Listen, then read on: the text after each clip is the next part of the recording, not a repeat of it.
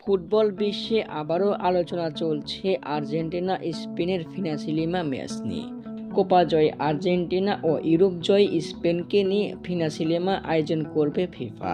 চলতি বছরে ম্যাচটি অনুষ্ঠিত হওয়ার কথা থাকলেও দু দলের ঠাসাসুচির কারণে ম্যাচটি পিছিয়ে 2026 সালের মার্চ বা এপ্রিলে আয়োজন করার সিদ্ধান্ত নিয়েছে ফিফা।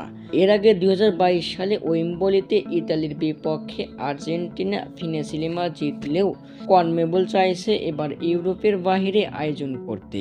যদিও ভেন্যু এখনও চূড়ান্ত হয়নি, তবে শোনা যাচ্ছে 2026 বিশ্বকাপের আগে যুক্তরাষ্ট্রেই আয়োজন করবে ফিফা। সবশেষ আর্জেন্টিনা স্পেন 14 বারের মুখোমুখি হওয়ায় 6টি করে ম্যাচ জিতেছে দুদল, 2টি করে হয়েছে ড্র। এবার ফিনাসিলিমায় জমে উঠবে লড়াই। ফিনাসিলিমায় খেলবেন মেসি সহ আর্জেন্টিনার সেরা সেরা তারকাদের মাঠে নামাবে স্ক্যালোনি। তরুণদের তুলনায় অভিজ্ঞরাই সুযোগ পাবে এই ম্যাচে।